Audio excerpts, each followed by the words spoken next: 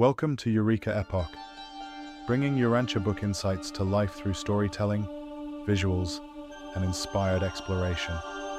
Subscribe for more.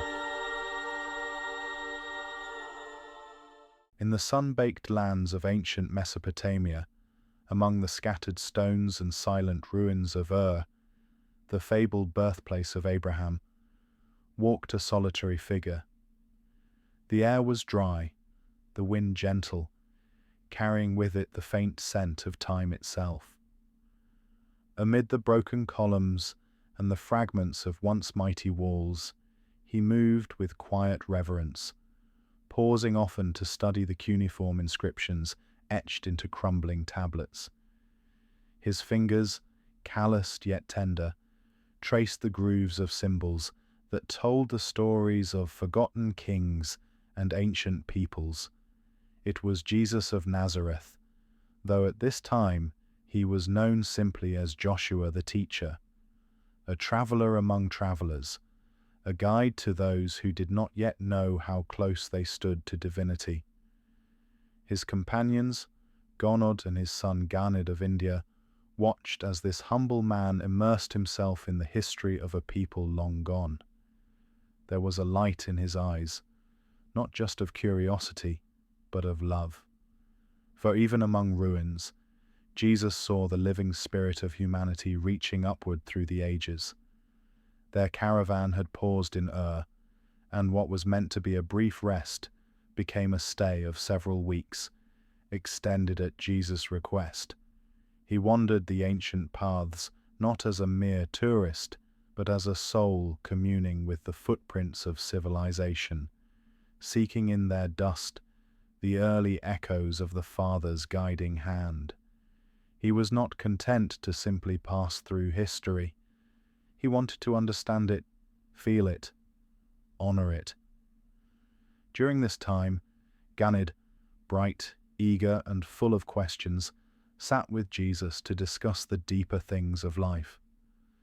One day, beneath the shade of a withered fig tree near the ruins, they spoke of the difference between knowledge, wisdom, and truth. Jesus listened patiently, speaking gently, and quoted the words of the Hebrew sage. Wisdom is the principal thing, therefore get wisdom. And with all you're getting, get understanding. Ganid's eyes lit up, not only from the words, but from the presence of the one who embodied them. But the days passed swiftly, as they always do when hearts are full. The time came to part. On the river shore at Charax, tears welled but did not fall. Ganid embraced Jesus, saying, "I love you, for I think the Father in heaven must be something like you." Gonod too thanked the teacher who had changed them both. And Jesus, standing tall in the morning light, blessed them. "Peace be upon you, and may the blessing of the Father in heaven ever abide with you." As the boat carried them away, Jesus watched in silence. They would never see each other again in this world, and neither Father nor Son would ever know that the gentle teacher who had walked with them among the ruins of Ur was the very Son of Man who would later shake the world from the hills of Galilee. Ganid returned to India and grew into a noble and influential man. He carried with him the living seeds of truth, truth planted in quiet moments, in laughter and long talks, in dusty courtyards and ancient ruins.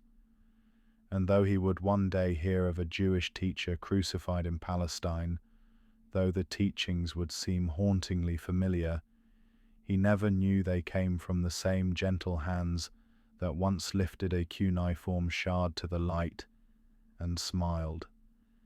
And so ended a quiet chapter in the life of the Master, a mission hidden to the world, yet rich with eternal meaning.